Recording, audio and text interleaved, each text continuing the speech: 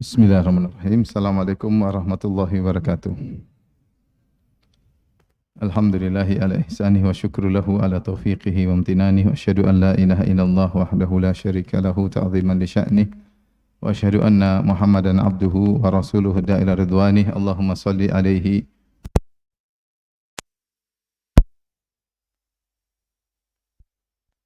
jamaah salat maghrib yang dirahmati Allah Subhanahu wa taala. Alhamdulillah, puji dan syukur kita panjatkan kepada Allah yang berikan kita karunia dan kenikmatan, masih memberikan iman sehingga kita bisa salat maghrib berjamaah. Semoga salat kita diterima oleh Allah Subhanahu wa taala. Salawat dan salam semoga tercurahkan selalu kepada junjungan kita, suri tauladan kita, imam kita, qudwah kita, pemberi syafaat kita, Nabi Muhammad sallallahu alaihi wasallam, kepada keluarganya serta seluruh sahabat beliau tanpa terkecuali. Bulan Ramadan telah berlalu, ya, hari-hari yang penuh dengan keindahan, hari-hari yang menjanjikan banyak hal, pahala diobral oleh Allah Subhanahu wa taala, ampunan diobral oleh Allah Subhanahu wa taala, pintu-pintu surga terbuka, pintu-pintu neraka tertutup, pahala dilipat gandakan, ya. Ampunan dijanjikan oleh Allah Subhanahu wa taala, pembebasan dari neraka jahanam dijanjikan setiap malam oleh Allah Subhanahu wa taala, Lailatul Qadar dengan 1000 bulannya, dengan berbagai macam keutamaan yang telah berlalu dan benar begitu cepat berlalu. Kata Allah Subhanahu wa taala tentang bulan Ramadan, ayyamam ma'dudat, hari-hari yang berbilang. Hari-hari berbilang tersebut sudah kita lewati. Yang menjadi PR panjang bagi kita, bagaimana setelah bulan Ramadan. Di bulan Ramadan kita semua semangat karena memang bulan tersebut dikondisikan oleh Allah Subhanahu wa taala. Ada seruan-seruan yang sebagaimana kata Nabi SAW, ada da'in yad'u, ada yang menyeru kepada hati-hati kita dengan mengatakan, ya baghiyal khairi aqbil, wahai pencari kebaikan semangatlah, wa ya baghiyal syarri aqsir, wahai pencari keburukan yang mau maksiat berhentilah. Kemudian kata Nabi SAW, wa sufiddati syayatin, dan setan-setan dibelenggu. Selama sebulan setan-setan cuti, ya. Sekarang sudah kerja lagi. Dan setan-setan itu tidak punya kerjaan lain kecuali menggoda manusia. Kalau antum punya banyak kerjaan, ya. Ada yang kerja di guru, ada yang jadi pekerja di kantor, ada yang berdagang, ada yang ngurus istri, ngurus anak, ngurus orang tua, ada yang YouTuber, ada yang Facebookan, ya. Banyak pekerjaan. Kalau setan kerjaan cuma satu, menggoda manusia. Dan iblis sudah bersumpah untuk menggoda manusia. Dia bersumpah di hadapan Allah Subhanahu wa taala dengan berkata, la aqudanna lahum siratakal mustaqim thumma la'atiyannahum min baini aydihim wa min khalfihim wa an aymanihim wa an syama'ilihim wa la tajidu aktsarahum syakirin. Sungguh benar-benar aku akan nongkrongi mereka, ya Allah, setiap mereka ingin menempuh jalanmu. Setiap jalanmu yang menuju kebaikan, aku akan tongkrongi, menggoda mereka. Tsumma la'atiyannahum, dan benar-benar aku akan mendatangi mereka. Min baini aydihim, dari depan mereka aku goda dari depan. Min khalfihim, aku goda dari belakang. Wa an aymanihim, dan aku goda dari kanan mereka. Wa an syama'ilihim, dan aku goda dari kiri mereka. Wa la tajidu aktsarahum syakirin, dan engkau akan dapati kebanyakan mereka tidak bersyukur. Dalam ayat yang lain, la ughwiyannahum ajma'in, sungguh benar-benar aku akan sesatkan mereka seluruhnya. La uzayyina lahum fil ardi, dalam ayat yang lain kata iblis, sungguh aku akan menghiasi maksiat di atas muka bumi bagi pengikut, bagi anak-anak Adam. Aku hiasi maksiat tersebut sehingga ketika mereka tidak melakukannya mereka gelisah. Tidak melakukan maksiat tersebut. Bukan bermaksiat gelisah, tidak melakukan maksiat gelisah. Kalau tidak maksiat gelisah, ada yang kurang. Itu semua kerjaan iblis. Nah, iblis dan anak buahnya sekarang sudah bebas. Sudah menanti hamba-hamba Allah yang tadinya beribadah di bulan Ramadan, maka ingin digoda lagi oleh iblis. Nah, kita yang sudah alhamdulillah diberi kenikmatan bertemu dengan bulan Ramadan, menjalani ibadah selama sebulan, kita sudah charger iman kita selama sebulan. Mungkin di antara kita sudah mendapat ampunan Allah Subhanahu wa taala.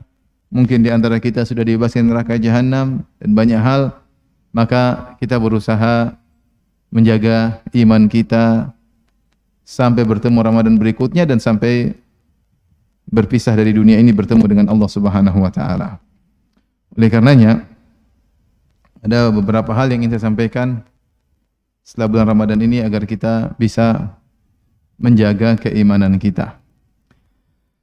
Yang pertama, ikhwan dan akhwat yang dirahmati Allah Subhanahu wa taala, yang pertama adalah kita menanamkan dalam diri kita benci terhadap maksiat. Ini poin penting. Di antara tanda keimanan seorang, dia benci kepada maksiat. Semakin tinggi imannya, dia semakin tidak suka dengan maksiat. Dia semakin tidak suka dengan maksiat. Oleh kerana di dalam hadis kata Rasulullah sallam, "Thalathun man kunna fihi wajada bihinna halawatal iman." 3 perkara, siapa yang seseorang dalam dirinya ada 3 perkara tersebut, dia akan merasakan manisnya iman. Iman itu ada kelezatannya. Sampai Rasulullah SAW menyebutkan tentang lezatnya iman dengan manisnya iman. Dia merasa bahagia, dia merasa indahnya iman, dia merasa manisnya iman. Tapi kata Nabi, yang ingin merasakan manisnya iman, hendaknya pada dirinya ada 3 perkara. Siapa yang dalam dirinya ada 3 perkara ini, wajada bihinna halawatal iman. Dia akan mendapatkan manisnya iman. Yang pertama kata Nabi SAW, an yuhibballah wa rasulahu, ya, an yakuna Allah wa rasuluhu ahabba ilaihi mimma siwahuma. Hendaknya Allah dan Rasulnya lebih dia cintai daripada segala sesuatu pun selain Allah dan Rasulnya. Ini yang pertama, artinya dia senantiasa berusaha mencintai Allah dan Rasulnya dan berusaha mengetahui apa yang dicintai oleh Allah dan apa yang dicintai oleh Rasulullah SAW. Kalau dia tahu bahwasanya Allah mencintai sesuatu, Rasulullah SAW mencintai sesuatu, maka dia harus mengedepankan hal tersebut daripada kecintaan duniawinya. Dan itu mudah dengan dia belajar. Ketika dia belajar tahu Allah suka seperti ini, dia tahu Rasulullah SAW suka seperti ini, maka dia mendahulukan kecintaan Allah dan Rasul daripada segala sesuatu. Dan ini butuh pengorbanan. Ini butuh pengorbanan. Seperti contoh sederhana, dia tahu bahwasanya Allah mencintai seorang yang bangun sholat malam misalnya. Maka dia lawan rasa kantuk. Dia suka tidur. Siapa yang tidak suka dengan namanya kantuk? Tidur itu lezat. Jadi kalau sudah ngantuk, yang paling lezat adalah tidur. Lebih enak daripada ayam goreng ya. Kalau sudah ngantuk semuanya lebih enak tidur ya. Tapi dia tahu bahwasanya kalau dia bangun malam, dia dicintai oleh Allah, maka dia berkorban. Dia bangun dengan rasa kantuknya, kemudian dia basuh wajahnya, kemudian ini contoh sederhana. Banyak hal yang jiwa kita menyukai, namun Allah lebih suka yang lain, sehingga kita memilih pilihan Allah daripada yang dipilih oleh jiwa kita. Ini banyak hal kalau kita mau kasih contoh dari yang ringan sampai yang berat, dari yang ringan sampai yang berat. Yang berat seperti apa? Contoh yang berat, contoh seperti, nanti ibu tersinggung, nggak usah ya. Jadi intinya begitulah ya. Berikutnya yang kedua kata Nabi SAW, wa yuhibbal mar'a la yuhibbuhu illa lillah. Dia mencintai seorang tidak dia cintai kecuali karena Allah Subhanahu wa taala. Dia mencintai si fulan bukan karena fisiknya, dia bergaul dengan si fulan bukan karena hartanya, bukan karena kabilahnya, tapi karena orang ini bertakwa, karena orang ini orang soleh, karena orang-orang ini suka ke masjid, karena orang ini mengagungkan Allah dan Rasulnya, maka dia pun mencintai orang tersebut. Ya. Ini menunjukkan dia mencintai suatu karena ini kembali kepada yang pertama juga. Ini kembali kepada poin yang pertama. Yang ingin saya sampaikan poin ketiga yang kita bahas sekarang ini, yaitu kata Nabi sallallahu alaihi wasallam, wa an yakraha an yauda fil kufri ba'da an anqadhahu Allahu min kama yakrah an yukdhafa finnar. Dia benci untuk kembali kepada kekufuran setelah Allah selamatkan dari kekufuran, sebagaimana dia benci kalau dilemparkan dalam api neraka. Sebagaimana dia benci kalau dilemparkan dalam api neraka. Siapa di antara kita yang suka dilemparkan di api. Nggak ada yang suka, apalagi api neraka. Api dunia saja kita nggak suka. Panasnya luar biasa, apalagi api neraka. Nah, Nabi mengingatkan, hendaknya dia benci kepada kekufuran. Tidak suka namanya kesyirikan, tidak suka namanya kufuran, tidak suka namanya penghinaan terhadap syariat, tidak suka dengan semua jenis kekufuran, dia tidak suka. Ya. Setelah Allah selamatkan dari kekufuran tersebut, sebagaimana dia benci kalau dilemparkan di neraka. Sebenarnya Allah mengatakan termasuk benci kepada kemaksiatan. Termasuk benci kepada kemaksiatan. Di antara kita ada yang terjerumus dalam maksiat. Kemudian dengan bulan Ramadan, dia terlepas dari belenggu maksiat tersebut. Dia terlepas dari belenggu maksiat tersebut. Ya. Baru saja kemarin saya iktikaf, kemudian ada seorang pemuda yang menyampaikan bahwasanya dia terjebak dalam syahwat. Terjebak dalam syahwat. Padahal dia hafal Quran 30 juz. Padahal dia guru tahfidz. Padahal dia pandai bahasa Arab. Kemudian alhamdulillah setelah Ramadan dia bilang saya sudah terlepas ya dari belenggu syahwat tersebut ya. Nah, ketika dia terlepas di bulan Ramadan, ingat begitu lewat bulan Ramadan, syaitan siap mengembalikan dia ke masa lalunya. Setan sudah mengintai dia untuk menggodanya, membuat dia kembali kepada masa lalunya, mengingatkan dia tentang kelezatan-kelezatan maksiat yang pernah dia rasakan. Maka seorang tanamkan dalam dirinya benci kepada kemaksiatan yang Allah telah selamatkan dari maksiat tersebut, sebagaimana dia benci kalau dikembalikan kepada ke neraka, sebagaimana dia benci kalau dilemparkan ke dalam neraka jahanam. Harus dia tanamkan benci terhadap maksiat. Oleh karenanya di antara doa yang sering dibaca oleh para imam dan itu diambil dari Al-Quran, habbaba ilaikumul imana wa zayyanahu fi qulubikum wa karraha ilaikumul kufra wal fusuq wal isyan ulaika humur rasyidun. Sehingga para imam kalau berdoa, Allahumma habbib ilainal iman wa zayyinhu fi qulubina wa karri ilainal kufra wal fusuq wal isyan, itu diambil dari surat Al-Hujurat yang artinya, ya Allah, jadikanlah hati kami cinta kepada keimanan. Habib ilainal iman. Jadikanlah kami cinta dengan keimanan. Wa zayyinhu fi qulubina, dan hiasilah keimanan dalam hati kami. Artinya senang dengan ketaatan, senang dengan baca Quran, senang dengan majelis ilmu, senang dengan sedekah, senang dengan berbakti pada orang tua, senang menundukkan pandangan. Kemudian setelah minta kepada Allah agar diberikan iman, kemudian dihiasi iman dalam hati, doa selanjutnya, wa karrih ilainal kufra wal fusuqa wal isyan. Jadikanlah kami benci kepada kekufuran, kepada kefasikan dan kepada maksiat. Wa ja'alni minar rasyidin atau wa ja'alna minar rasyidin. Jadikanlah kami orang-orang yang lurus. Sehingga ketahui bahwasanya indahnya iman berbanding terbalik dengan kecintaan terhadap maksiat, dan indahnya iman berbanding lurus dengan kebencian terhadap maksiat. Karena doanya, ya Allah, jadikanlah kami cinta kepada keimanan dan hiasilah keimanan tersebut dalam hati kami, dan jadilah kami benci kepada kekufuran, kefasikan dan kemaksiatan. Jadi indahnya iman berbanding lurus dengan kebencian terhadap maksiat. Kesukaan terhadap maksiat berbanding terbalik dengan indahnya iman. Siapa yang suka dengan maksiat pasti imannya turun, pasti. Sudah konsekuensi logis. Ya. Oleh karena ketika Nabi SAW menyebut tentang 70 sekian cabang iman, kata Nabi SAW, atau ketika Nabi SAW menyebut tentang nahi mungkar, kata Nabi SAW, man ra'a minkum mungkaran falyughayyirhu biyadihi. Siapa yang melihat kemungkaran maka hendaknya dia rubah dengan tangannya. Fa illam yastati' fa bilisani. Kalau dia tidak mampu, dia ingkari dengan lisannya. Wa illam yastati', kalau dia tidak mampu, fa biqalbihi. Maka dia ingkari dengan hatinya, dia enggak suka. Kemudian kata Nabi, walaisa wara'a dzalika habbatu khardal min iman. Atau dalam riwayat yang lain, wa dzalika adhaful iman.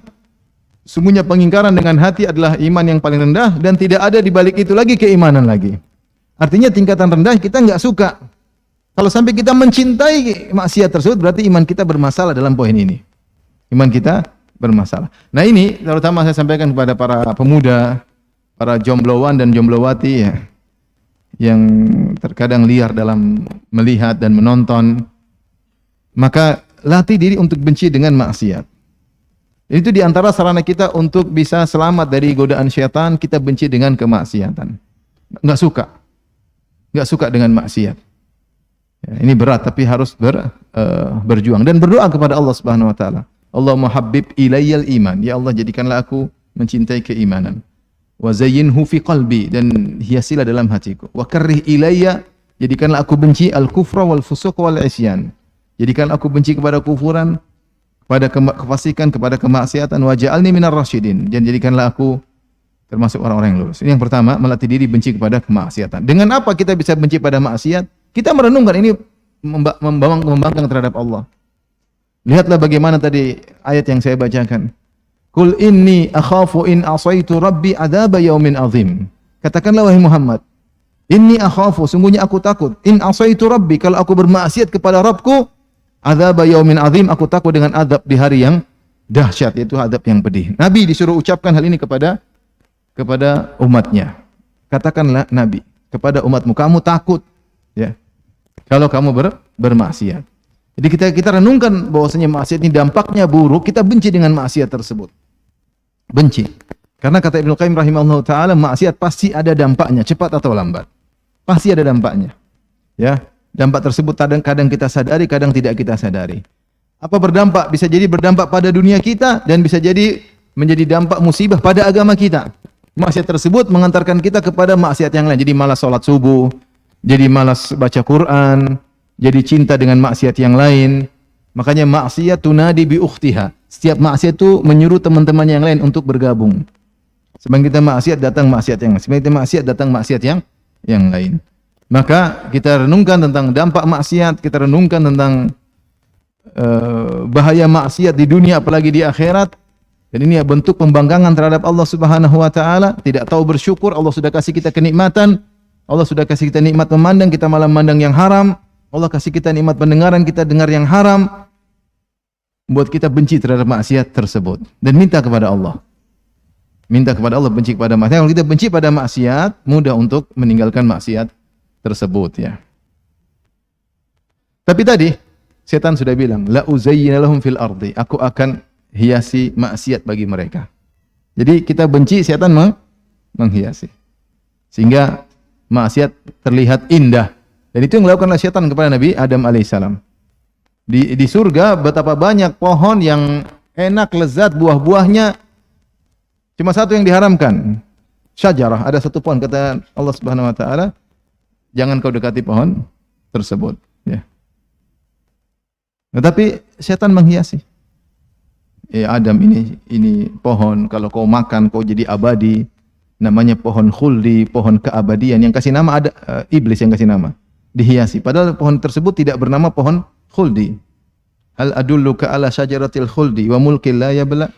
Maukah aku tunjukkan kepada engkau hai Adam tentang pohon kekekalan. Kalau kau makan kau akan kekal. Kau tahu kan indah di surga, nikmat di surga, tapi kau bisa mati supaya kau tetap kekal di surga, makan buah ini. Jadi setan menggoda, menghiasi kemaksiatan. Dan demikianlah setan berhasil menggoda nenek moyang kita Adam alaihissalam dengan sumpahnya.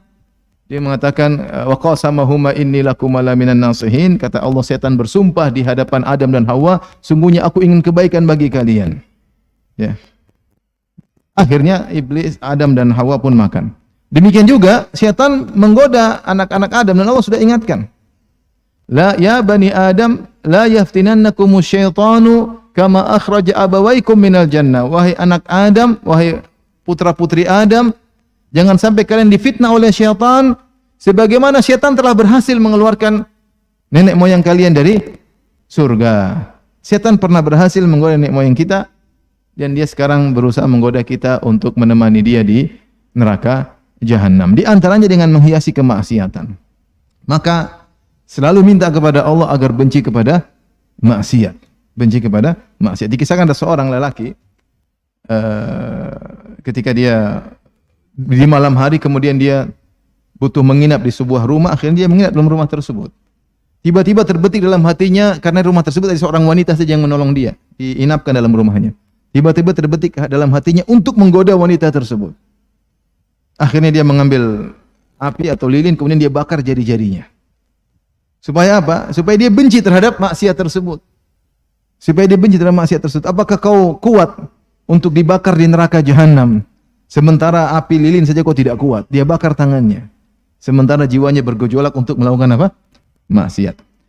Jadi ini yang pertama, berdoa kepada Allah agar dibuat benci kepada maksiat. Karena setan sekarang sudah berkeliaran. Sudah berkeliaran. Tadi dibelenggu nggak bisa, sekarang udah berkeliaran ya. Sudah berkeliaran. Kalau waktu Ramadan yang ada setan-setan manusia, setan-setan YouTuber, setan-setan Facebooker. Sekarang setan semuanya keluar, setan jin semua pada berkeliaran, siap menggoda, siap menghiasi maksiat. Nah, yang kedua kita renungkan beberapa ayat agar kita bisa bertahan di setelah bulan Ramadan, ya. Ikhwan dan akhwat yang rahmatillah subhanahu wa ta'ala.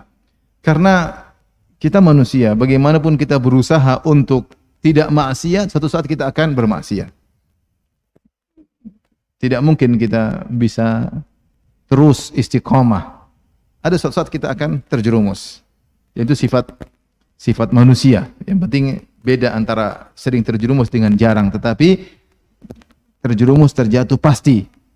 Karena manusia tempatnya mahalul khata' wan nisyan. Tempatnya salah dan lupa. Dan Nabi telah bersabda, kullu bani Adam khata'. Namanya anak Adam itu pasti melakukan kesalahan. Wa khairul khata'ina tawwabun, dan sebaik-baik yang bersalah yang bertobat. Nah, Allah sebutkan tentang orang-orang bertakwa yang ketika dia mulai digoda oleh syaitan. Dalam surat Al-A'raf kata Allah Subhanahu wa taala, innal ladzina taqaw idza massahum ta'ifum minasyaitani tadzakkaru fa idzahum mubsirun.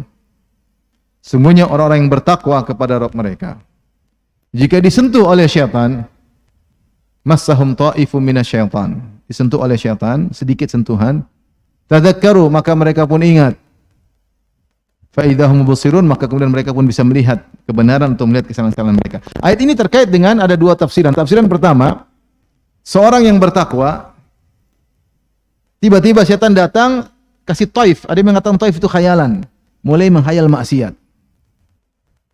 Mau lihat inilah, mau nonton inilah, menggoda cewek inilah, goda istri orang lah, mau apa kayak, mau makan yang haram atau mau riba, mau macam-macam. Namanya setan menggoda ya. Ada saatnya seorang imannya lemah ya. Dia lagi nongkrong diam-diam, tiba-tiba ada lintasan-lintasan. Taifun, itu khayalan-khayalan untuk bermaksiat. Nah, setan mulai was-was, mulai bisik-bisikin, menghiasi maksiat tersebut. Ada yang taifun itu setan mengelilingi dia. Setan kelilingi dia. Dari depan, dari belakang, dari kanan, dari kiri. Dia bertakwa. Dia bukan pelaku maksiat. Tapi mulai ada bawadir, ada tanda-tanda dia akan bermaksiat. Di awal orang bermaksiat seperti dia mulai khayalan. Kata Allah, innal ladzina taqaw idza massahum ta'ifum minasyaitan. Jika datang satu bisikan dari syaitan, ini tafsiran pertama, godaan, mulai khayalan, mulai ini, coba kalau kamu begini, coba kalau kamu nonton ini, coba kalau kamu main ini, coba kalau kamu belok kanan, belok kiri, banyaklah. Coba kamu nipu orang, coba maksiat. Ya. Nipu istri kayak, nipu suami kayak apa kayak, atau chattingan sama orang yang tidak halal bagi kita ya. Dan macam-macam ya. Mulai godaan-godaan. Kalau orang itu bertakwa, tadzakkaru, maka dia akan ingat. Dia akan ingat, kata para ulama, dia ingat tentang azab Allah, dia ingat tentang hari akhirat, dia ingat tentang buruknya maksiat. Maka dia lawan. Fa idzahum mubsirun, maka kemudian tiba-tiba mereka pun bisa melihat kesalahan mereka. Nah, ini bisa saja menimpa kita semua dan pernah menimpa kita semua. Awal dari maksiat seperti itu.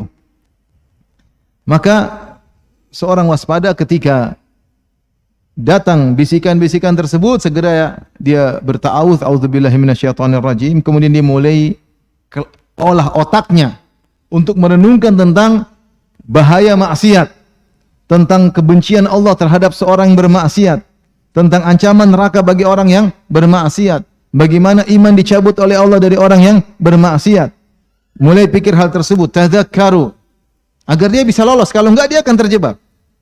Kalau enggak dia akan terjebak.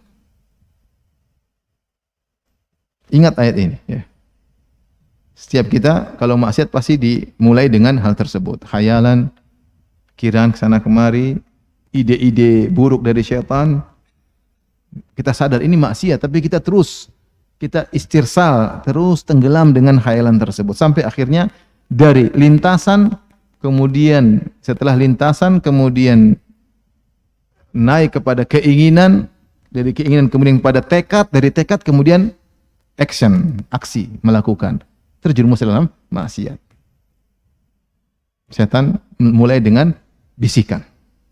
Sederhana, sentilan sedikit. Mungkin enggak berhasil hari ini, besok disentil lagi oleh setan. besok lagi sentil lagi, dan itu mudah terjadi. Contoh seorang misalnya digoda untuk bermaksiat pada istri tetangga. Gimana caranya? Udah dibikin, istri tetanggamu cantik. Pertama dia, masih cantikan istri saya. Besok disentil lagi, besok sentil lagi. Lama-lama kalau dia tidak bertaud kepada Allah, tidak minta perlindungan dari Allah, dia akan terjebak. Akan terjebak. Baik, ini ayat yang pertama. Ayat yang kedua, jika seorang terjerumus, terjatuh, ternyata dia kalah. Lintasan pikiran dari syaitan tersebut, bisikan tersebut menjadi iradah. Setelah menjadi iradah, tadinya khawatir, lintasan, kemudian berubah menjadi iradah, keinginan, setelah itu menjadi azam, tekad, kemudian aksi, melakukan. Dia terjerumus akhirnya. Allah berikan lagi ayat yang lain untuk dia mengingat hal tersebut. Kata Allah Subhanahu wa taala tentang orang-orang yang bertakwa, penghuni surga, ya. Kata Allah, wasari'u ila maghfiratin min rabbikum wa jannatin arduha as-samawati wal ardu iddat lil muttaqin alladzina yunfiquna fis sarra'i wad dharra'i wal kadhiminal ghaidha wal 'afina 'anil nas wallahu yuhibbul muhsinin walladzina idza fa'alu fahishatan aw dhalamu anfusahum dzakarullaha fastaghfiru li dzunubihim may yaghfiru dzunuba illallah wa lam yusirru 'ala ma fa'alu wa hum ya'lamun. Allah sebutkan di antara ciri penghuni surga, bukan berarti orang tersebut tidak pernah bersalah. Jadi Allah cerita tentang, kata Allah, segeralah menuju kepada ampunan Allah, segeralah menuju surga seluas langit dan bumi yang Allah siapkan bagi orang yang bertakwa, calon-calon penghuni surga. Siapa orang-orang bertakwa tersebut? Allah sebutkan ciri-cirinya. Siapa orang-orang bertakwa tersebut? Alladzina yunfiquna fis sarra'i wad dharra, yang berinfak dalam kondisi lapang, dia berinfak dalam kondisi sulit itu tetap berinfak. Mungkin nominalnya tidak sama, tapi dia tetap berinfak. Fis sarra'i wad dharra wal kadhiminal ghaidh, yang meredam amarah. Amarah sudah di puncak, dia redam karena Allah Subhanahu wa taala.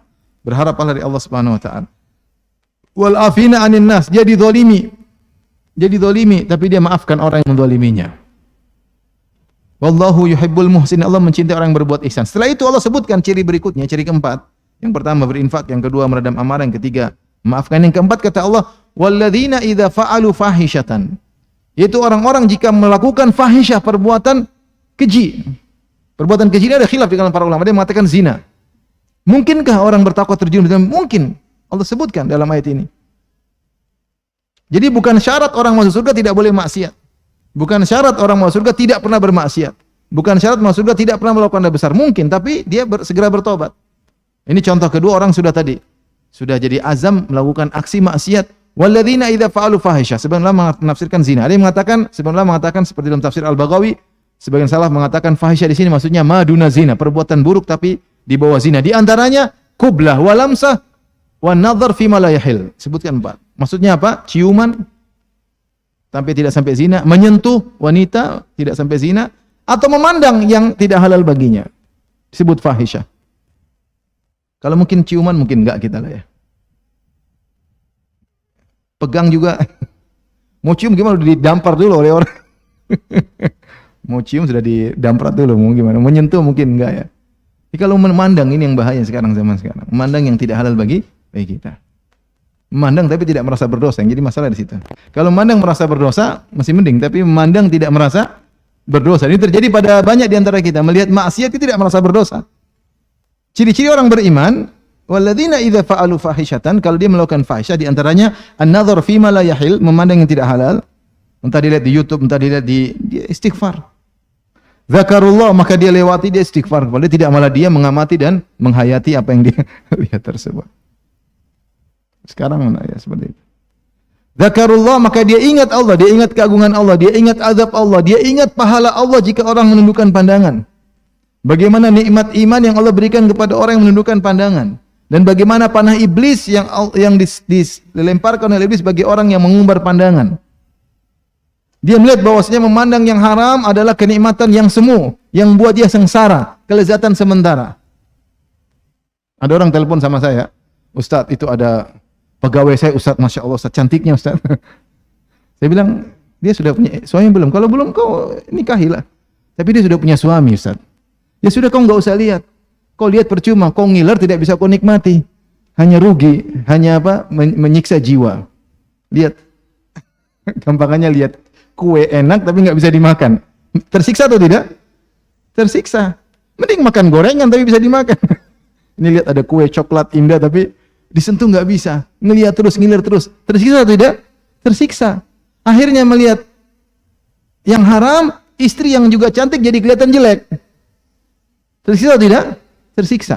Istri yang cantik saja bisa jadi kelihatan, apalagi istrinya sudah nggak cantik, tambah nggak cantik lagi. Oleh karenanya saya bilang, ngapain kau lihat, kau tersiksa. Jadi ingat, ketika dia melihat yang haram, segera dia palingkan. Dzakarullah, dia ingat Allah. Para ulama sebut apa? Ingat tentang keagungan Allah, ingat tentang hukuman Allah bagi orang yang melanggar, ingat tentang pahala yang Allah berikan bagi orang yang takwa kepada Allah Subhanahu wa taala. Betapa banyak kenikmatan seorang menundukkan pandangannya karena Allah Subhanahu wa taala. Alladzina idza fa'alu fahishatan aw dzalamu anfusahum, atau dia melakukan maksiat yang lain, dzakarullah, dia ingat Allah Subhanahu wa taala, fastaghfiru lidzunubihim, segera dia astaghfirullah, astaghfirullah. Kemudian di akhirat kata Allah, walam yusirru ala ma fa'alu, dan mereka tidak terus-menerus melakukan maksiat tersebut, mereka sadar, mereka berhenti, wa hum ya'lamun, dan mereka tahu bahwasanya Allah mengampuni dosa, mereka tahu bahaya dari perbuatan dosa. Jadi ini yang hendaknya kita lakukan. Kita bermaksiat, segera kita bertobat kepada Allah. Kalau belum lagi awal-awal maksiat, segera kita lawan. Kalau sudah terlanjur terjerumus, jangan biarkan kita terjerumus. Sebagian orang ketika melakukan maksiat, setan datang kepada dia, sudah kepalang tanggung, lanjut aja. Dan itu yang terjadi. Makanya, bukankah kita berpuasa tujuan kita bertakwa? Allah mengatakan kutiba alaikumus siyamu kama kutiba alladzina min qablikum la'allakum tattaqun. Sungguh diwajibkan kalian berpuasa sebagaimana diwajibkan seorang sebelum kalian agar kalian bertakwa, dan takwa itu hakikatnya adalah meninggalkan maksiat. Ya. Makanya seorang yang berpuasa tidak meninggalkan maksiat, puasanya tidak diterima. Nabi SAW bersabda, rubba sha'imin laisa lahu min siyamil al-ju' wal atash. Betapa banyak orang berpuasa, dia tidak meraih dari puasanya kecuali lapar dan dahaga. Kenapa? Ketika dia berpuasa dalam kondisi bermaksiat. Dalam Sahih Bukhari kata Nabi SAW, man lam yada' qawla zur wal jahla wal amala bihi, falaysa lillahi hajatun fi ayyada ta'ama wa syarabahu. Siapa yang ketika berpuasa tidak meninggalkan dusta, Allah tidak perlu dengan lapar dan dahaganya. Kenapa? Karena puasa sarana untuk meraih ketakwaan. Ketika puasa dikerjakan tanpa ketakwaan, puasa ini enggak ada nilainya. Kata Jabir bin Abdullah, "Idza sumta falyasum sam'uka wa basaruka wa lisanu." Kalau kau sedang berpuasa, hendaknya matamu puasa, telingamu puasa, lisan puasa. Kalau matamu tidak puasa, Ramadan tapi nonton YouTube, lihat cewek-cewek terbuka auratnya tiap hari, percuma puasamu. Telingamu dengar gibah namimah, percuma puasamu. Lisanmu mencaci maki, merendahkan orang, percuma puasamu, tidak ada nilainya. Kenapa? Karena tujuan puasa adalah bertakwa. Dan apa itu takwa? Takwa itu adalah meninggalkan maksiat. Kata seorang penyair, "Khalli dzunuba saghiraha wa kabiraha dzaka tuqa. Wasna' kamashin fawqa ardi syauqi yahdharu ma yara. La tahqirana saghiratan innal jibala minal hasa." Tinggalkanlah kemaksiatan, yang besar maupun yang kecil, itulah hakikat ketakwaan. Jadilah engkau seperti seorang berjalan di suatu jalan yang penuh dengan duri. Dia hati-hati dengan duri apapun, duri besar, duri kecil, dia hati-hati. Ya. Jangan kau rendahkan dosa kecil. Sungguhnya gunung terbuat dari kerikil-kerikil yang kecil. Nah, orang kalau sudah berjalan, dia hindar. Tahu-tahu dia keinjak duri satu sekalian. Sudah terlanjur. Nah, itu psikologi sebagian manusia seperti itu. Ketika dia sudah maksiat, wes kadung, wes kadung. Nah, ini semakin sulit dia keluar. Karena dia punya pikiran, wes kadung. Nanti saja saya bertobat. Sebelum bertobat sudah meninggal dunia. Atau tidak, tadi pikirannya mau bertobat, berubah jadi tidak bertobat. Terus terjebak dalam maksiat-maksiat yang lainnya. Maka seorang berusaha meninggalkan maksiat. Cara meninggalkan maksiat sebagaimana yang diajarkan oleh Nabi SAW, tinggalkan sebab-sebabnya. Semua orang tahu titik lemah dia. Kita ini tahu, saya kalau begini saya kejebak nanti, saya lemah. Kalau saya lagi bersafar ke luar negeri sendirian, saya bakalan maksiat. Begitu gimana? Ya jangan bersafar sendirian. bawa teman. Saya kalau sendirian, saya akan bermaksiat. Dia jangan sendirian. Saya kalau nonton ini, sudah jangan nonton. Semua hal yang mengantarkan kepada maksiat jauhi. Saya kalau gaul sama itu, saya bakalan praktik riba. Jangan gaul sama dia. Ya. Kalau saya tergoda akan minum minuman khamar, minuman keras, jangan gaul sama dia. Makanya wala taqrabu hadhihi syajar, wala taqrabu hadhihi syajarata. Allah tahu tentang sifat manusia seperti itu. Ada kecenderungan kepada maksiat. Inna nafsa la'ammaratun bisu. Sungguhnya jiwa itu menyuruh kepada kemaksiatan. Makanya Allah melarang Adam dan Hawa bukan makan buah, tapi mendekati enggak boleh. Mendekati enggak boleh. Allah juga mengatakan wala taqrabu zina. Jangan dekati apa? Zina. Dekati tidak boleh. Makanya dalam hadis kata Rasulullah sallallahu kutiba li ibni Adam hadzuhu minaz zina la mahala. Ditetapkan bagi anak Adam bagian zina, dia pasti melakukannya, tidak mungkin dia menghindari. Kok bisa demikian? Kita pasti terjerumus dalam zina dari sisi sarana.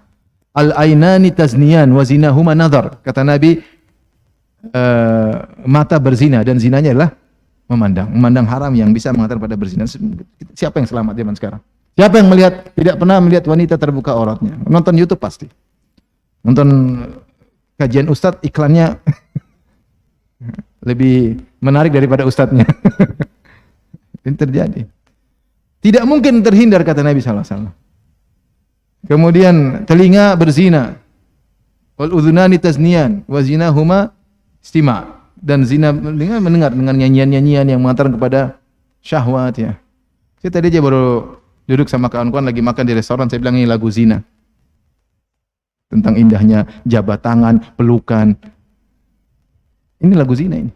Ini yang nyanyi sedang cerita tentang suaminya, tentang pacarnya katanya. Apa lagunya? Tahu lagunya? Saya nyanyi ya? Enggak usah deh. Intinya menggambarkan betapa indahnya pacaran, betapa indahnya berpelukan, betapa indahnya jabat tangan. Ini lagu zina tangan, zina mendengar. Kita dengar lagu-lagu tersebut yang menggerakkan syahwat. Entah syahwat, mending syahwat sama istri, syahwat terhadap pacar lama. Jadi ingat, oh iya dulu sama pacar begitu, repot. Jadi zina telinga mendengar hal-hal seruling-seruling syaitan yang mengantarkan kepada kemaksiatan. Lisan juga berzina dengan rayuan-rayuan. Jadi banyak manusia tidak terlepas daripada zina. Artinya cara yang paling mudah menghindar dari maksiat adalah menghindar dari jalan yang menuju kepada maksiat tersebut. Makanya Rasulullah SAW dari hadis Nawas bin Sam'an radhiyallahu anhu dalam Musnad Imam Ahmad. Mohon maaf, azan jam berapa?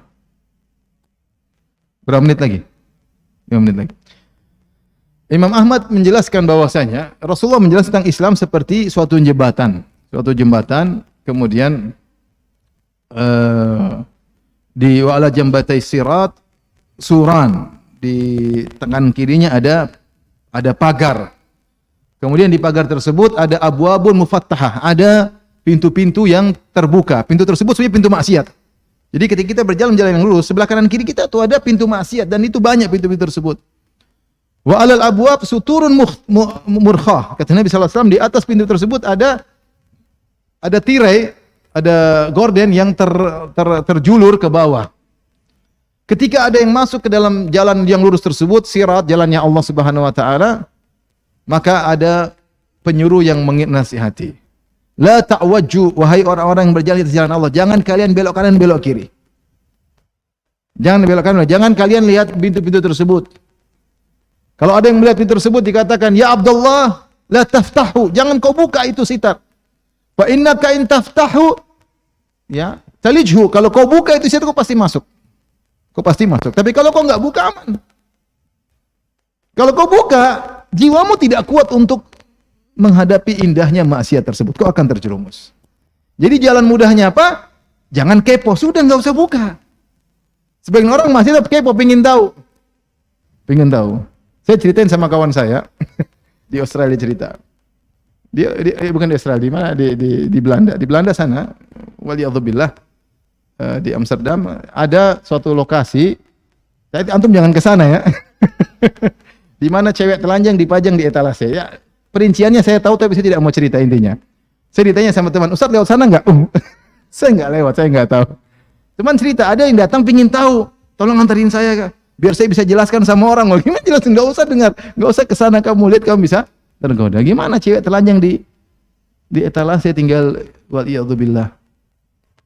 Jadi caranya gimana? Nggak usah ngelihat. Kapan kamu buka, kamu akan terjerumus. Di internet banyak sekali pintu-pintu kemaksiatan. Kapan kita klik, selesai.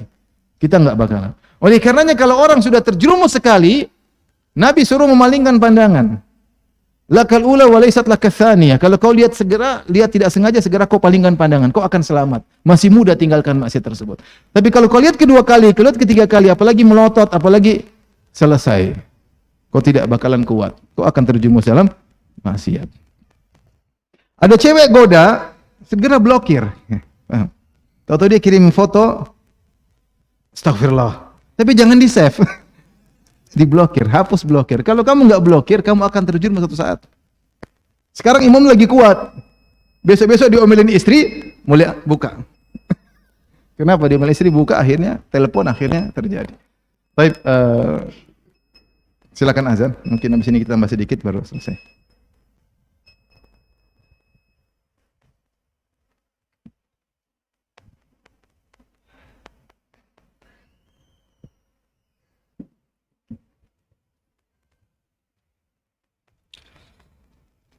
Allahu Akbar, Allahu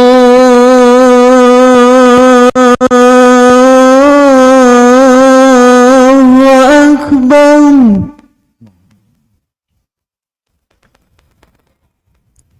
Allahu Akbar,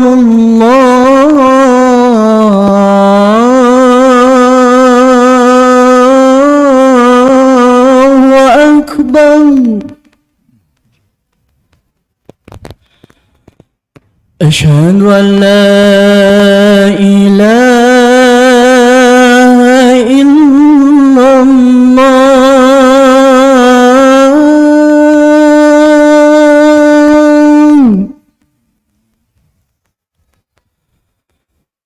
أشهد أن لا إله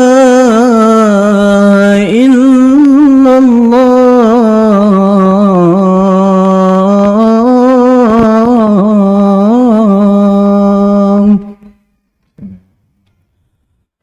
أشهد أن محمدًا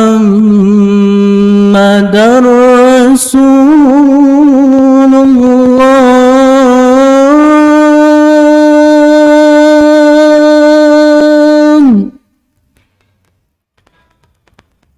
أشهد أن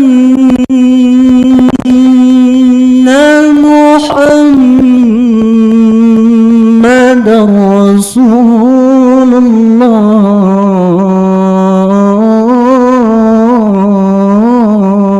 الله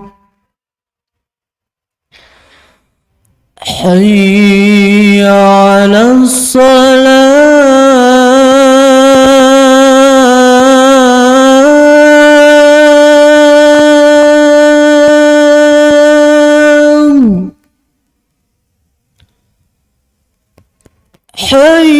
حي على الصلاة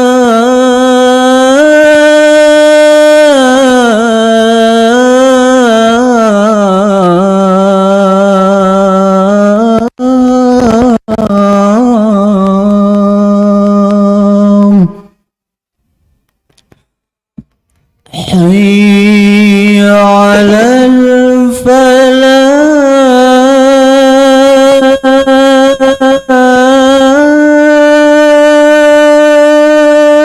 الفلاح حي على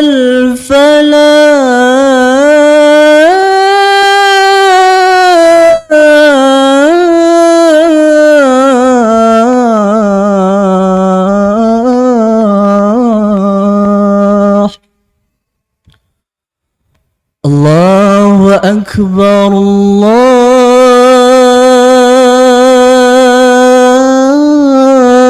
الله أكبر لا إله